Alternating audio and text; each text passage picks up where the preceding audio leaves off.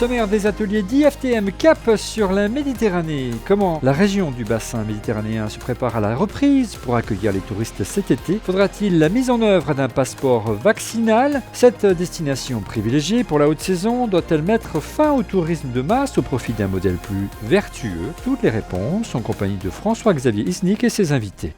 Bonjour à toutes et à tous, ravi de vous retrouver et bienvenue sur les ateliers d'IFTM, une émission hebdomadaire sur le tourisme que vous pouvez retrouver sur la web TV du site internet de l'IFTM. L'Europe du Sud et le pourtour méditerranéen joueront un rôle capital lors de la reprise à venir. C'est la haute saison d'été qui est en jeu. Elle conditionne l'avenir des agences de voyage et des tours opérateurs pour cette année 2021. Alors comment les destinations de cette région se prépare à accueillir à nouveau les touristes français? C'est la question que nous allons poser à nos invités du jour. J'ai le plaisir d'accueillir à mes côtés Laurent Ganassia, directeur de la communication de l'Office national israélien du tourisme. Bonjour Laurent. Bonjour François-Xavier. À ma gauche, on retrouve avec grand plaisir Dominique Mikhalev, directeur de l'Office du tourisme de Malte en France. Bonjour Dominique. Bonjour. Également à ma gauche, Daniela Mialik-Durica, directrice de l'Office national du tourisme de Croatie en France. Bonjour Daniela. Bonjour à vous et à vos spectateurs. Et à distance, on a le plaisir de retrouver Christophe Fuss, le directeur général adjoint de TUI France. Bonjour Christophe, vous nous entendez bien? Parfaitement, bonjour François-Xavier. Bonjour Christophe. Alors avant d'entrer dans le vif du sujet, j'aimerais qu'on laisse la parole tout de suite à Frédéric Lorrain, le patron du salon IFTM Top Resa, pour quelques mots. Bonjour à toutes et à tous. Je suis très heureux de vous retrouver aujourd'hui, car nous sommes exactement à la moitié du programme des ateliers d'IFTM qui a débuté le 12 janvier. Et à mi-chemin de nos ateliers qui se termineront au mois de mai, je tenais à vous remercier sincèrement de votre fidélité. Vous avez été en effet très nombreux à vous inscrire aux ateliers d'IFTM avec des temps de connexion particulièrement longs. Un seul chiffre pour illustrer cela, vous êtes à date plus de 12 000 à avoir vu en direct ou en replay notre programme. C'est considérable, c'est un vrai succès et ce succès nous vous le devons. Alors encore merci. Il y a encore beaucoup de sujets passionnants, vous verrez, à découvrir chaque semaine d'ici le mois de mai et je sais que vous répondrez présent. J'aimerais terminer sur un message d'optimisme. D'optimisme, oui. Parce que la progression et la montée en puissance de la vaccination nous y incitent. Parce que l'envie irrépressible de voyager à nouveau nous y incite. À moi aussi. Le voyage manque incroyablement. Et aussi parce que le besoin vital de se rencontrer, de partager à nouveau librement, nous y incite. Pour toutes ces raisons, notre belle industrie du voyage et les salons professionnels ont encore de très beaux jours devant eux. Parce que finalement, l'accueil, l'empathie, la convivialité, la rencontre, la proximité, l'être ensemble sont créateurs d'émotions que le digital ne pourra pas remplacer. À très bientôt donc, plus que jamais rassemblés sur IFTM du 5 au 8 octobre prochain à la porte de Versailles. Merci beaucoup Frédéric. On ouvre tout de suite notre première rubrique, la phrase du jour. Alors, vous le voyez, elle s'affiche à l'écran, on va la lire ensemble. L'harmonisation, la coordination et la numérisation des mesures de réduction des risques liés à la Covid-19 au niveau des voyages sont fondamentales pour préparer le redressement du tourisme. Voilà ce que disait récemment Zourab Pololikashvili, le secrétaire général de l'OMT, l'Organisation mondiale du tourisme. Alors évidemment, pour l'instant, on est loin d'une harmonisation de ces mesures et les professionnels du tourisme s'en sont plaints d'ailleurs régulièrement depuis le début de la crise, mais ces mesures sont évidemment très dépendantes de la progression de la pandémie dans chacun de ces pays. Laurent Ganassia, on va aborder rapidement ce qui fait débat en ce moment, le fameux passeport vaccinal. Mais avant tout, quelle est la situation sanitaire en Israël dont tout le monde vante aujourd'hui la gestion de cette crise ? Alors François-Xavier, au jour d'aujourd'hui, pas loin de 5 millions de citoyens israéliens ont été vaccinés sur 9 300 000 habitants. Et le pays commence à se réouvrir à la fois à la vie quotidienne, aux musées, aux gymnases, aux restaurants, aux salles de concert, etc. Et le tourisme n'est pas en reste puisque les hôtels, les tzimmerim, les chambres d'hôtes commencent elles aussi à réouvrir. tout en respectant évidemment les conditions sanitaires imposées, avec ce qu'on appelle un badge vert. C'est-à-dire que les personnes qui ont été vaccinées 2 fois, qui ont reçu 2 fois le vaccin contre la Covid, et ceux qui ont été atteints donc, de la Covid et qui sont maintenant guéris, peuvent accéder donc à ces hôtels qui ne proposent que pour l'instant des services en chambre unique, avec un service également donc à l'étage, mais pas de service général en salle comme dans la plupart des hôtels en temps normal, bien que certaines zones comme la région Mer Morte et peut-être un peu plus tard Eilat Mer Rouge proposeront également dans la plupart des hôtels des services complets. Voilà, donc ce badge vert qui permet justement cette vaccination attestée des deux doses au moins une semaine après l'avoir reçue. Et un premier pas vers le passeport vaccinal, j'ai dit, on reviendra sur ce sujet qui fait débat en ce moment. Dominique Mikhalef, on en est où à Malte? Vous m'arrêtez, Dominique, si je dis une bêtise, mais je crois que Malte est le pays de l'Union européenne où la vaccination est la plus avancée, c'est bien ça? C'est bien ça. Pas de bêtises. Non. Malte, tout à fait la première destination, on peut dire, au pays de l'Union européenne. En ce qui concerne les vaccinations, il faut bien sûr savoir que la population de Malte est de 500 000, donc un demi-million, mais le gouvernement maltais a acheté à travers l'Union européenne, je dois dire, pratiquement le double de vaccins qu'on a besoin. Et c'est pour ça qu'il n'y a pas de pénurie de vaccins. On peut estimer que d'ici mi-mars, on aura à peu près 23% de la population qui sera vaccinée. Et quand je dis 500 000 personnes, la population à Malte, je compte évidemment les étrangers aussi. Il y a beaucoup d'étrangers qui travaillent à Malte, beaucoup qui travaillent dans l'industrie du tourisme, parce qu'avant cette crise, jusqu'à 2019, le chômage n'était pas connu à Malte, absolument inconnu. 0 chômage jusqu'à 2019. Évidemment, les choses ont changé, mais quand même, ça aide énormément. Donc 23% de la population vaccinée à la mi-mars. On en est où, Daniela Mialik, pour la Croatie? La situation actuelle en Croatie est très bien, je dirais plutôt excellent, mais bien sûr, il faut être prudent avec les chiffres concernant Covid-19.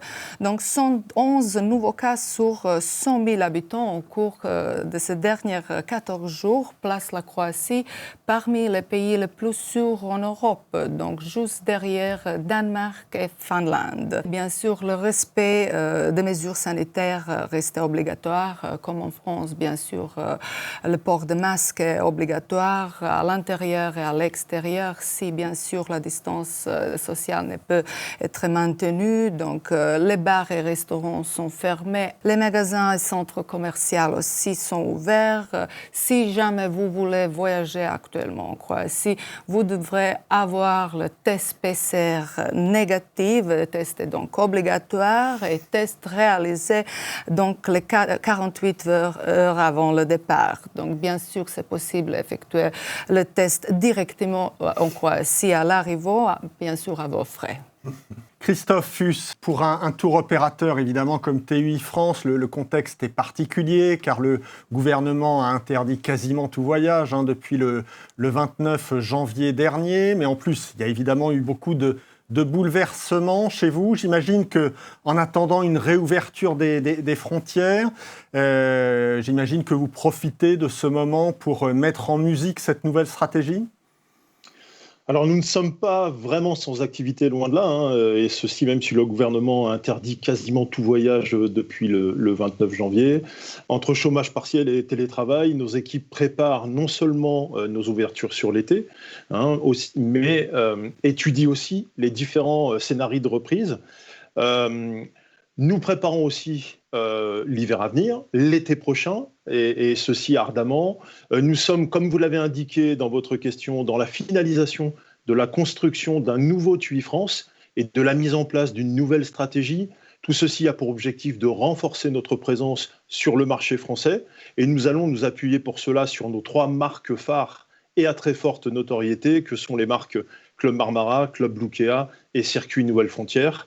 L'ouverture de ce nouveau chapitre pour TUI France passe par un retour à ce que nous savons faire de mieux, finalement, produire des voyages en club et des circuits. Pour cela, nous mettons de côté la marque Passion des Îles ou encore les séjours TUI. Notre offre sera plus recentrée au global que par le passé et nous permettra également de diminuer les risques, mais elle sera beaucoup plus riche pour ces 3 marques. Laurent Ganassia, j'insistais en introduction sur la difficulté de mettre en œuvre des mesures harmonisées entre chacun des pays. Il y a une mesure qui fait débat en ce moment, c'est le fameux passeport vaccinal. Alors vous avez passé récemment un accord avec la Grèce. Est-ce que ce passeport vaccinal va devenir une obligation en Israël ? Alors effectivement, des accords bilatéraux ont été signés ou vont l'être dans les jours ou les semaines qui viennent, à la fois avec la Grèce et avec Chypre, puisque vous avez de nombreux touristes grecs qui viennent en Israël chaque année pour des raisons religieuses, les pèlerinages, les lieux saints grecs orthodoxes, et puis beaucoup d'Israéliens, des centaines de milliers, qui chaque année vont sur les plages grecques.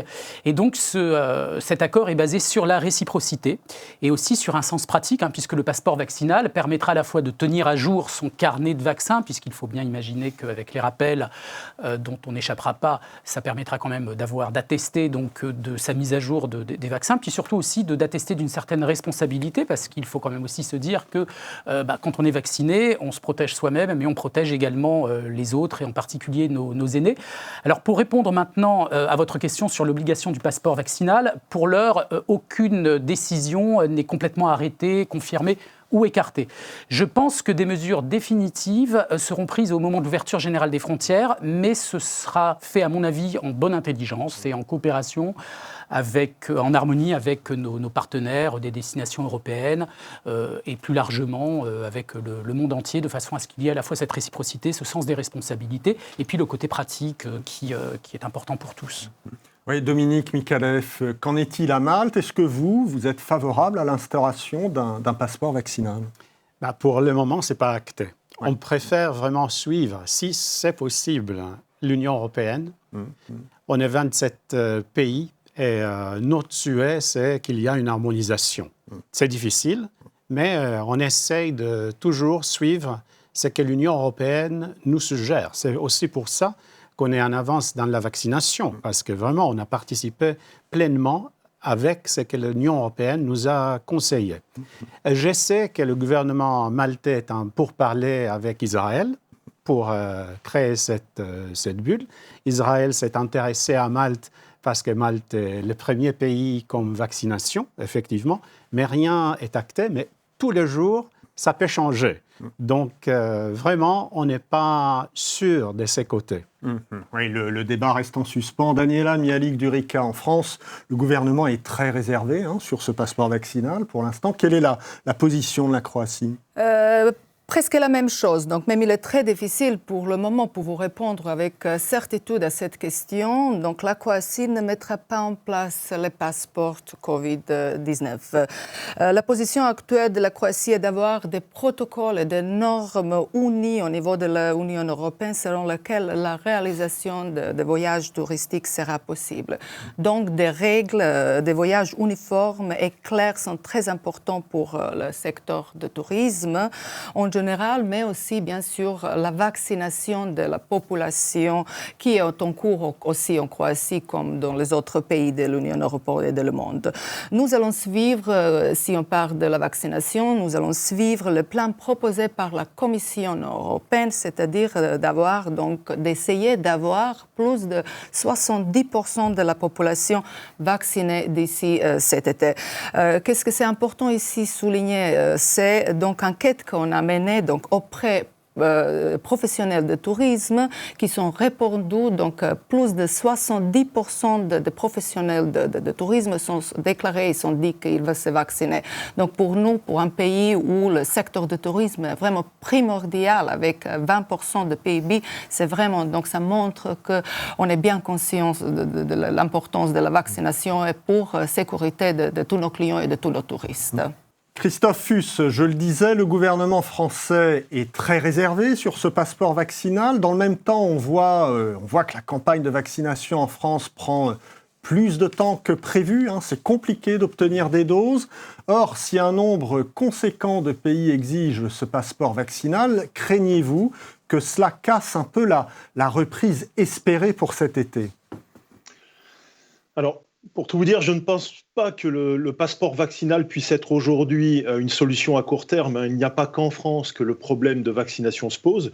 Je lisais en fin de semaine dernière qu'au début de l'été, moins de 10% des Européens seraient vaccinés. Le passeport sanitaire sera l'un des moyens qui permettra de partir en voyage dans un autre pays, mais ce ne sera pas le seul. Les tests PCR et les tests antigéniques feront partie de l'arsenal à disposition des gouvernements. Nos clients ont appris à voyager malgré le Covid. Les tests vont encore, d'ici l'été, se développer, aussi bien sur le plan pratique, dans leur réalisation, que sur la durée en matière de résultats. La fiabilité des tests antigéniques est grandissante et il sera bientôt plus rapide et plus efficace de se faire tester à l'aéroport, aussi bien à l'aller qu'au retour.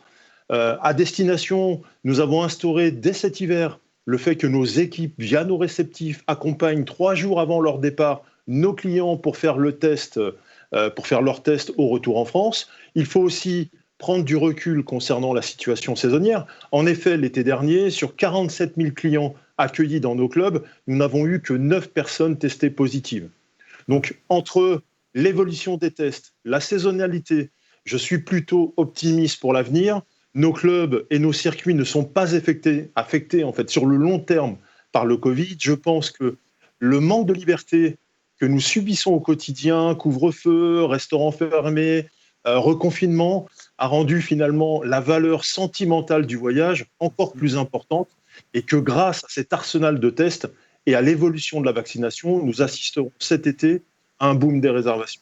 Alors je le disais en introduction, le pourtour méditerranéen est la région où va se jouer la reprise du tourisme. Pour les agences et les tours opérateurs, c'est l'enjeu capital de ces prochains mois. C'est notre deuxième rubrique en chiffres.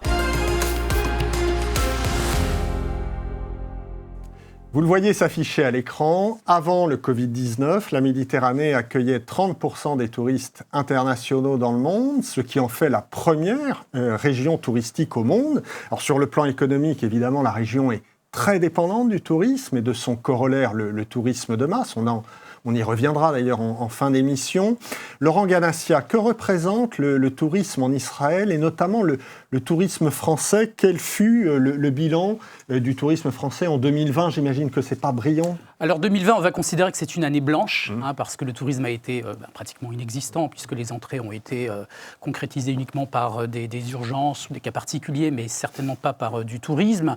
Il faut savoir qu'avant 2020, l'année 2019 a été une année de record historique absolu, puisque nous avons accueilli 4 600 000 touristes, toutes provenances confondues, sur une population d'un peu plus de 9 millions d'habitants, dont 370 000 touristes français. Jamais ça s'est vu dans l'histoire d'Israël. Alors Israël, c'est 4 heures de vol, 3 départements français au niveau de la superficie, donc la possibilité de visiter intégralement le pays en peu de temps, 9 mois de soleil par an, 4 mers, un désert parmi les plus fascinants au monde. Donc tout cela a amené ces dernières années une multiplication de la variété des touristes. Au début, on parlait surtout de touristes avides d'histoire, d'archéologie, de géopolitique parfois, également de pèlerinage, avec la fameuse Terre Sainte, le tourisme affinitaire, la communauté juive qui rendait visite donc, parfois à sa famille ou qui passait du bon temps donc, à Jérusalem, Tel Aviv et ailleurs. Et on se rend compte depuis maintenant une bonne dizaine d'années que le tourisme général a énormément augmenté, entre autres avec des week-ends à Jérusalem ou à Tel Aviv, des séjours en mer Rouge pour la plongée sous-marine, en mer Morte, en thalassothérapie ou en Galilée également. Et puis, le tourisme a été en 2020 très évocateur, c'est-à-dire qu'on a beaucoup basé notre communication sur les réseaux sociaux. On a gagné presque 6 ou 7 millions de nouveaux adhérents sur nos réseaux sociaux. Et puis, on a profité de cette année aussi pour établir des relations diplomatiques et plus tard touristiques avec les Émirats arabes unis, Bahreïn et le Maroc, ce qui n'est pas rien. Oui, en effet, c'est pas rien. Dominique Mikalev, quel est le bilan du tourisme français en 2020 et on était sur quelle tendance finalement avant le Covid-19 ? Avant le Covid-19, en 2019, une année record pour Malte. Le tourisme à Malte représente pratiquement 25% de notre PIB. Et en 2019, on a eu 2 750 000 touristes en général, ce qui est 5 fois la population de Malte. Donc vous imaginez un peu l'importance de cette industrie pour nous. Évidemment, en 2020, on a eu une chute. On a eu un été, il faut dire, mais ça représentait à peu près 660 000 touristes en général à Malte. Donc, une baisse importante. Pour la France, en 2019, on a reçu pour la première fois 240 000 touristes français, ce qui était 12% en plus qu'en 2018. Et en 2020, on a reçu 70 000 touristes français. Donc, c'est quand même pas mal, il faut dire. Ça représente quand même moins 70% de ce qu'on a eu en 2019. Le tourisme à Malte, c'est la diversité. C'est vrai, c'est un pays qui n'est pas énorme, mais qui offre beaucoup. D'abord, c'est 3 îles, Malte, Gozo et Comino. Il y a l'intérêt de l'histoire, 7000 ans d'histoire. Partout où on en va, on peut trouver quelque chose à visiter dans 20 minutes de bus, pas plus. Donc, la journée est très longue à Malte. On peut faire quelque chose le matin, l'après-midi, etc. Il y a la plongée à faire, il y a les séjours linguistiques à faire, il y a les conférences et les incentives, on a tous les équipements nécessaires. Et donc, c'est vraiment cette diversité. On va jouer sur ça et on va essayer de trouver encore plus de segments. On redécouvrira en tout cas, j'espère bientôt en tout cas, cette diversité. Daniela Mialik-Durica, 25% du PIB à Malte. Est-ce que le tourisme représente autant en Croatie ? Un petit peu moins, donc vers 20%, donc, mais c'est assez important, bien sûr et évident. Mais avant de vous répondre à votre question concernant le bilan donc, pour 2020, j'aimerais bien quand même souligner quelques chiffres clés concernant notre tourisme et concernant 2019, qui était une année record pour le tourisme croate. Donc, en 2019, la Croatie donc, a accueilli plus de 20 millions d'arrivées donc, de touristes étrangers et en plus 108 millions de nuitées. Donc, la destination, c'était très incontournable pour les Français aussi. C'était une année record pour les Français. Donc, en 2019, on a eu 640 000 de touristes français venus en Croatie, particulièrement dans les destinations plus connues auprès des Français comme Dubrovnik et Split, mais aussi dans les nouvelles destinations comme notre capitale Zagreb ou peut-être la région Istrie ou peut-être la région Kvarner. L'année dernière, donc, tous ces tendances sont malheureusement arrêtées avec Covid, mais même l'année dernière, on n'était pas mécontente. Donc, la Croatie a réalisé l'année dernière donc, plus de 54 millions de nuitées touristiques, soit 50% par rapport donc 2019. Je pense que Eurostat aussi a également déclaré ce résultat comme l'un des meilleurs dans la Méditerranée. Et l'année dernière, donc, aucun touriste, ça c'est très très très important à souligner, aucun touriste n'a été pas donc contaminé dans les établissements hébergement en Croatie. Christophe Fuss, pour un tour opérateur comme TUI France, ne pas rater la saison d'été sur le pourtour méditerranéen, c'est capital, on imagine. Ah oui, le pourtour méditerranéen est effectivement une zone importante pour TUI France et la grande inconnue reste bien entendu la date de réouverture des frontières et notamment pour les destinations européennes. Je suis confiant concernant cela, car je pense que ceci est un objectif pour le gouvernement français. En effet, 80% des voyageurs étrangers qui viennent en France sont européens. Une fois qu'on a fait ce constat, on comprend qu'économiquement, il est important, voire indispensable, que les frontières européennes rouvrent avec l'arrivée de la saison estivale. On espère tout un début de reprise plutôt sur ce début avril. Ce sera un bon scénario, car la reprise devrait par la suite s'opérer assez vite. Elle sera, je pense, concentrée et rapide, notamment concernant les voyages en France et en Europe. Il faut savoir que 65% de notre volume se fait sur l'Europe l'été. La réassurance des clients est un élément primordial pour ne pas rater la saison, aussi bien sur le plan sanitaire que dans la confiance que chacun apporte à la marque choisie pour ses vacances. Sur ce point, nous pourrons nous appuyer sur la saison réalisée l'été dernier sous contrainte Covid, où nous étions le seul Théo à exploiter 50% de nos clubs. Cette saison passée, nous a permis ainsi qu'à nos partenaires hôteliers à maîtriser les différentes étapes des mesures sanitaires, et cela tout au long en fait, du parcours client. Aussi, nous sommes prêts et impatients de pouvoir à nouveau faire voyager nos clients. Alors on va essayer justement d'en savoir un peu plus sur ce retour espéré des touristes. C'est notre troisième rubrique. Demain, quelle reprise ? Alors Laurent Ganassia, quels sont brièvement pour vous vos scénarios de reprise ? Les liaisons aériennes évidemment seront capitales pour cette phase de retour des touristes. Avez-vous une idée des plans de vol qu'ont prévus les compagnies entre la France et Israël ? Absolument. Alors, dès l'ouverture, la réouverture des frontières, avec la compagnie El Al, vous aurez 2 vols par semaine. Avec la compagnie Air France, 1 vol par semaine. Et à l'horizon donc de l'été, de la saison estivale, on aura environ 55 vols par semaine au départ des aéroports de Paris, ce qui est quand même assez considérable. Pour être un peu plus dans le détail, vous aurez 4 vols par jour sur El Al et 2 vols pour Air France. Transavia également, qui mettra en place 2 vols hebdomadaires, puis 6 vols hebdomadaire donc pour l'été. EasyJet également, 2 vols par semaine, puis 6 vols par semaine pour l'été. ASL également, 2 vols par semaine pour l'été.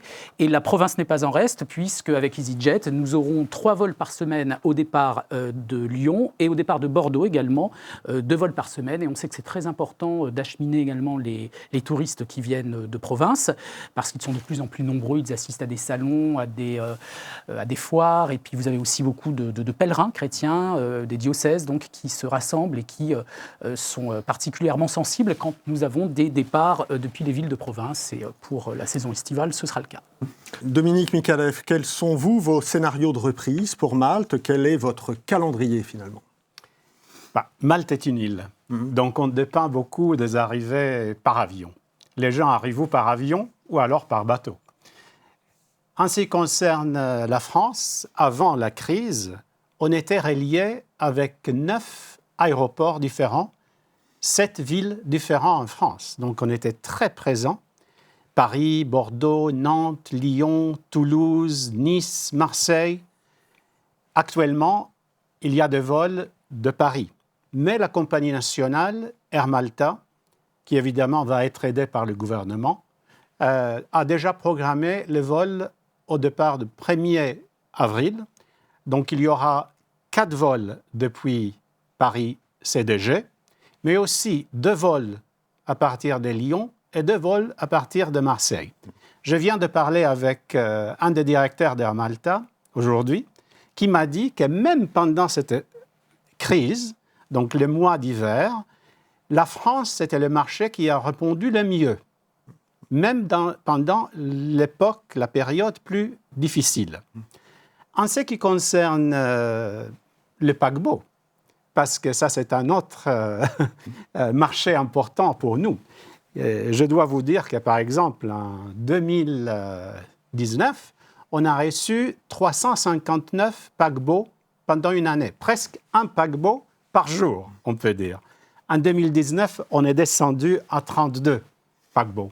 Mais quand même, l'Italie, Malte et la Grèce étaient les 3 pays qui ont quand même accueilli des bateaux de croisière en Méditerranée dans une période difficile, bien sûr avec tous les protocoles. Vous ne pouvez pas imaginer ce que ça veut dire d'accueillir un paquebot, la croisière qui a donné tant d'espoir. Daniela Mialik-Durica, quel est, votre calendrier de reprise et avez-vous déjà une idée du plan de vol des compagnies entre la France et la Croatie ?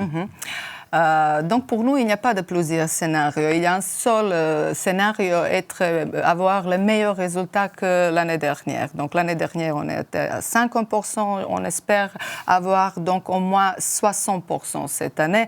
Bien sûr, nous avons beaucoup appris de cette expérience inédite l'année dernière et ça nous aidera bien sûr à effectuer une saison encore meilleure en respectant d'abord la santé du tourisme. Très récemment, il y a quelques jours, on a eu une conférence bien sûr virtuelle pour les tours opérateurs et pour les agences avec la présence de compagnies aériennes. Plusieurs compagnies aériennes ont répondu, parmi eux Air France, Transavia, Volotea et bien sûr notre compagnie nationale Croatia Airlines. Et je peux vous assurer qu'il y aura des vols pour la Croatie cet été, même avant au départ de Paris, mais au départ des autres grandes villes françaises comme Bordeaux, Toulouse, Nantes, Nice Nice et Lyon. Mais il ne faut pas oublier ici les tours opérateurs et leurs charters aussi. Christophe Fuss, si la reprise est au rendez-vous, qu'allez-vous proposer au marché? Avez-vous revu vos capacités à la baisse? Sur quels produits et sur quelles destinations allez-vous concentrer vos efforts?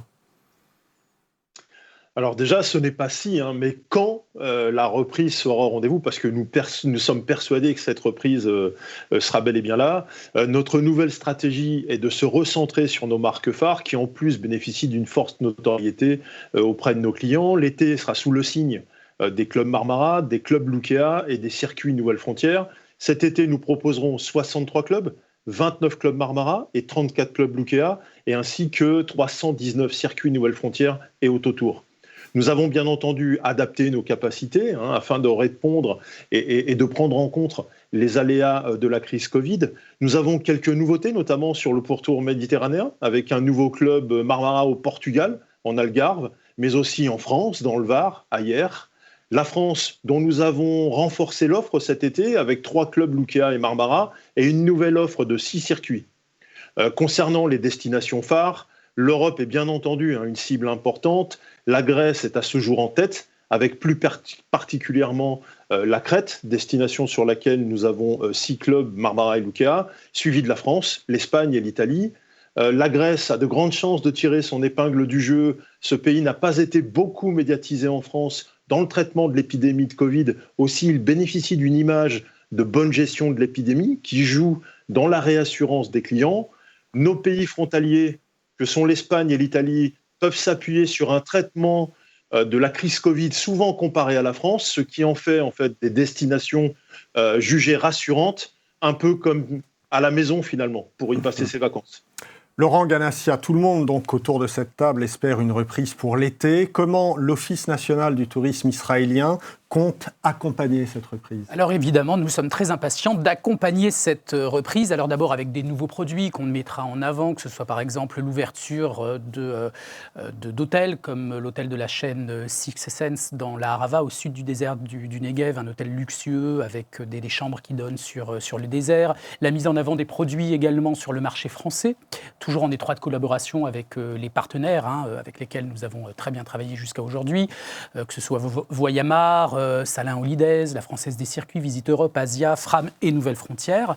Les réseaux d'agences également, que ce soit Selectour, Havas Voyage, Carrefour ou Cédiv. Je rappelle que fin 2019, nous avions accueilli aussi à Jérusalem et à Tel Aviv les congrès annuels de Salin Holidays et de Selectour et qui se sont très très bien passés, entre autres avec plus de 500 personnes pour Selectour. Une campagne publicitaire aussi au niveau européen qui sera sans doute menée à partir donc de l'année 2021-2022 pour reprendre justement et accompagner ce tourisme. Une soirée annuelle agence de voyage avec une célébrité française qui nous fera le plaisir de nous accompagner pour relancer la destination, des voyages de presse. Nous avons énormément de journalistes, d'influenceurs, d'instagrammeurs qui souhaitent partir très rapidement en Israël, des programmes TV en attente. Et puis les salons, bien sûr, l'inscription à l'IFTM Top Reza. Oui, l'IFTM, on compte évidemment sur votre présence, évidemment. Dominique Mikalev, quel levier l'Office du tourisme de Malte va actionner pour essayer d'accompagner cette reprise ? On va accompagner ça, on va accompagner bien sûr les tours opérateurs. L'Office du tourisme de Malte a des accords avec une dizaine de tours opérateurs français qui restent importants pour nous parce qu'il faut dire qu'il y a à peu près 50% de Français qui arrivent à Malte qui passent à travers un tour opérateur. Bien que c'est extrêmement facile d'arriver à Malte, c'est un vol direct, 2h30 de vol, donc il y a beaucoup de clients, de Français qui prennent leur vol, l'hôtel directement. On est à peu près sur 50%. Donc, quand même, on aide vraiment beaucoup les tour opérateurs français. En ce qui concerne les réseaux sociaux et la presse, on a vraiment continué pendant toute la période de la crise. On a accueilli à Malte la télévision. Juste avant Noël, par exemple, on a eu un dossier extrêmement important à la télévision sur Noël à Malte, mais aussi des journaux très importants. Une campagne internationale à l'échelon vraiment important va être lancé dès qu'il y aura la reprise. Je ne peux pas dévoiler les titres exactement, mais ça sera fait au niveau européen et mondial. Daniela, pour la Croatie, comment vous comptez accompagner le marché, les professionnels et les touristes français pour cette future reprise ? Pour nous, pour le moment, c'est le plus important, donc assurer les touristes et les clients que la Croatie, c'est un pays très sûr, accessible et très proche, donc même pas 2 heures de vol au départ de la France. Demain, nous lancerons donc une nouvelle campagne de communication, c'est Stay in Croatia, sur plusieurs marchés européens, dont le marché français, bien évidemment. Cette campagne renforcera le positionnement de la Croatie comme une destination touristique très sûre. Il s'agit également d'un label garantissant notre responsabilité et bien sûr la sécurité des touristes lors de leur séjour en Croatie. Ce label sera appliqué dans toutes les installations touristiques, hôtels, campings, marinas, restaurants, musées, aéroports. Donc, les installations touristiques auront des étiquettes avec un code QR affiché dans les endroits très visibles. Et ce code QR code fera le lien avec notre site internet Safe Stay in Croatia qui regroupe tous les protocoles et mesures sanitaires. Christophe Fuss, c'est un sujet évidemment important pour tous les agents de voyage qui nous regardent. Vous avez annoncé vouloir resserrer votre distribution et moduler les taux de commission que vous reversez aux agences de voyage. Est-ce franchement, Christophe, la meilleure façon d'accompagner la reprise alors que vous allez avoir besoin de tout le monde pour redémarrer ? Alors, c'est une manière pour nous de montrer que nous voulons travailler avec les agences qui montrent leur volonté de vendre nos produits. Nous n'obligeons jamais une agence à vendre exclusivement des produits TUI, car elle doit pouvoir apporter satisfaction à chacun de ses clients, mais cela peut influencer notre partenariat. Un faible engagement à la vente de nos produits n'encourage pas une agence, par exemple, à devenir un expert dans la connaissance même de nos concepts, de nos produits. Les clients sont toujours de plus en plus exigeants, ils sont renseignés, et il est indispensable que l'agence ait une maîtrise, voire une connaissance pointue de nos produits, pour répondre aux exigences de nos clients. Chacun de nos partenaires, je dirais, est libre de ses choix et nous sommes prêts à les accompagner ou pas en ce sens. Le modèle économique d'un tour opérateur est basé sur l'engagement, avec des sièges aériens et des chambres d'hôtel réservées. À la fin, si nous ne vendons pas, au final, c'est nous qui payons l'addition. Nous ne pouvons plus nous permettre de travailler avec des agences qui ne jouent pas le jeu. Et au contraire, nous souhaitons nous investir auprès de celles qui s'engagent pour nos marques. Nous devons mettre en place un plan de croissance réaliste et basé sur un principe gagnant-gagnant, car nous saurons aussi mettre en place de l'incentive. Nous avons des coûts qui sont engagés, alors nous préférons utiliser cet argent vers de l'incentive pour mieux vendre nos produits plutôt que de devoir payer les factures de siège ou de lit vide. L'esprit de tout cela est réellement de travailler de manière engagée, en toute confiance et dans un esprit gagnant-gagnant. Nous sommes conscients que la situation est difficile actuellement pour nos partenaires agents de voyage, mais nous savons aussi qu'ils ont une carte à jouer avec la relance de l'activité. Le client a besoin d'être rassuré et se rendra pour cela en agence. Alors on va maintenant essayer de se projeter un peu plus loin parce que cette crise pourrait bien modifier le tourisme en profondeur. C'est notre rubrique « Le monde d'après ». Laurent Ganassia, cette crise va-t-elle modifier la façon de faire du tourisme en Israël, modifier l'offre touristique locale ? De nouvelles tendances vont-elles émerger de cette crise ? Alors le respect de l'environnement, l'écologie, je crois que ce seront les maîtres mots de ce tourisme de l'avenir. Un tourisme évidemment toujours ludique, toujours récréatif, mais en même temps, comme dirait notre président, beaucoup plus responsable, plus cérébral, plus philosophique. Un tourisme qui tendrait quand même à faire de la destination non pas un banal objet de consommation, mais plutôt une étape essentielle d'un équilibre intérieur, pacifié, se ressourcer et vivre la destination pleinement plutôt que de la consommer entre guillemets. Alors Israël n'échappera évidemment pas et encouragera cette nouvelle approche du tourisme avec la mise en place donc d'un grand choix d'imérim, de chambres d'hôtes, de tourisme vert, des échanges, du partage, la possibilité par exemple de dîner, de déjeuner chez l'habitant avec la formule Eat With qui a très bien marché ces dernières années. L'idée sera essentiellement pour nous de convaincre tout un chacun qui, dans cette perspective, a sa place pleine et entière, quelles que soient ses attentes chez nous en Israël, comme je me plais souvent à le répéter. Qui que vous soyez, d'où que vous veniez, il y a toujours une place pour vous sous le soleil d'Israël, et ça, c'est le plus important. Dominique Mikhalef, on parle beaucoup du monde d'après, du tourisme d'après, d'un tourisme plus vertueux. Est-ce que ça peut changer le tourisme maltais ? Bon, l'Office de tourisme de Malte et le ministère du tourisme maltais ont déjà mis un plan de 10 ans, 2021-2030, avec la participation de tous les professionnels du tourisme à Malte. C'est la première étape qui va être développée. Et on a choisi 3 mots maîtres. Il faut la reprise, il faut repenser et il faut revitaliser. Évidemment, il faut aider d'abord ceux qui ont souffert. Ensuite, il faut repenser un peu notre tourisme. Je vous ai dit qu'on était à 5 fois la population de Malte comme touriste pendant une année.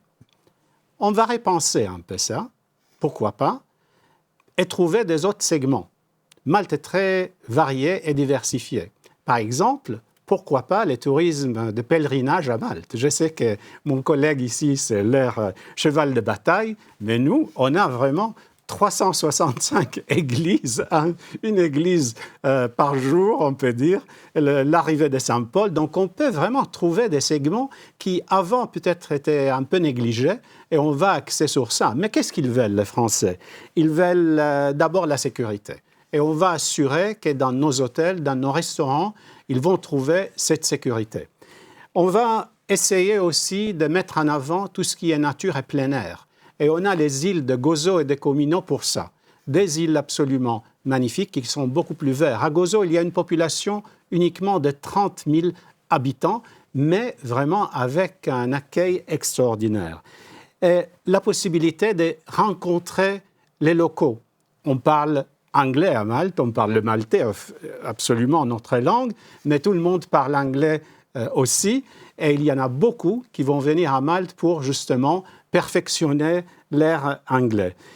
Et le tourisme en famille. Une destination facile à 2h30. Donc pour les Français, c'est vraiment la destination. Daniela Mialik-Durica, l'absence de touristes a fait du bien à certains sites trop fréquentés. Je parle de Venise, par exemple, mais aussi sans doute de Dubrovnik, chez vous en Croatie. Beaucoup disent que cette crise sera un coup d'arrêt au tourisme de masse. Est-ce que vous, Office du tourisme, vous pourriez le souhaiter, ce coup d'arrêt, et dire accueillons moins de touristes, mais accueillons-les en tout cas dans de meilleures conditions? Exactement ça. Donc, vous avez très bien dit, le tourisme après, ce sera le tourisme sur mesure et beaucoup plus adapté aux besoins des touristes. Donc, plus que jamais, les clients recherchent donc les activités en plein air, l'expérience nautique, éno-gastrologique, les vacances actives. Et la Croatie, c'est une destination touristique très compétitive, ce que nous soulignons dans toutes nos campagnes promotionnelles et dans toutes nos activités.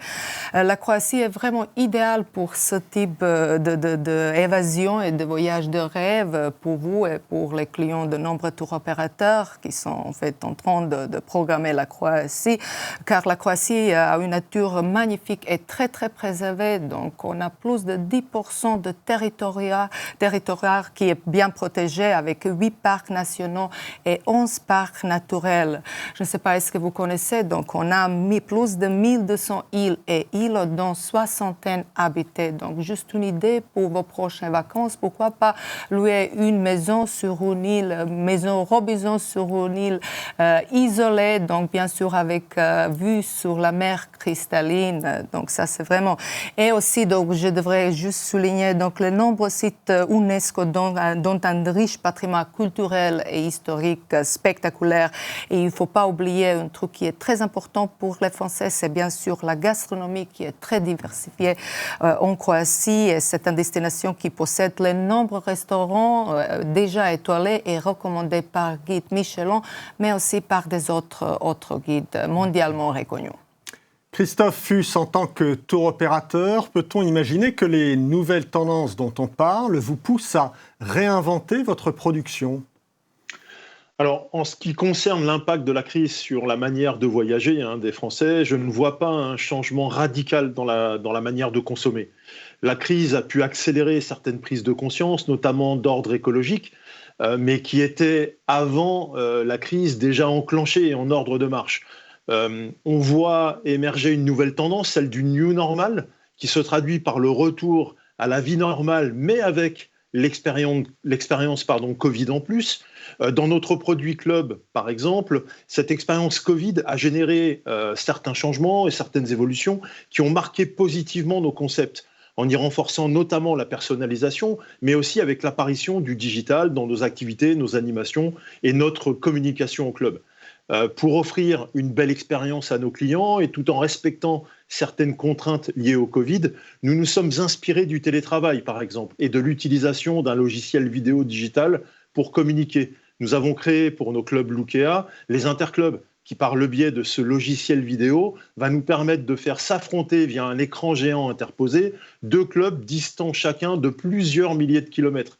Je vous parlais de plus de personnalisation engendrée par l'application des mesures sanitaires. Nous avons pris soin de travailler également sur cela en imaginant dans nos clubs Marmara des animations sans grand regroupement, notamment au travers de notre thématique cet été Circus Show. Nous avons aussi, tout en répondant aux normes sanitaires, également renforcé la communication avec nos clients au sein de nos clubs, avec l'utilisation de nouvelles technologies, en développant un flashcode par club, avec création de 2 applications pour nos 2 marques de clubs. Ces applications ont aussi un fort impact écologique en diminuant fortement la consommation de papier dans nos clubs. Merci beaucoup Christophe. Nous arrivons au terme de cet épisode des ateliers d'IFTM. J'aimerais évidemment remercier nos 4 intervenants qui nous ont accompagnés aujourd'hui. J'aimerais vous remercier, vous les internautes, qui êtes chaque semaine très nombreux à suivre ces épisodes d'IFTM. On se donne rendez-vous la semaine prochaine pour une nouvelle édition et pour suivre en temps réel toutes les nouveautés et le programme des ateliers de l'IFTM, je vous invite à vous abonner aux réseaux sociaux @IFTM ainsi qu'à la newsletter. Voilà, je vous dis à très bientôt et je vous souhaite une très bonne fin de journée. À bientôt.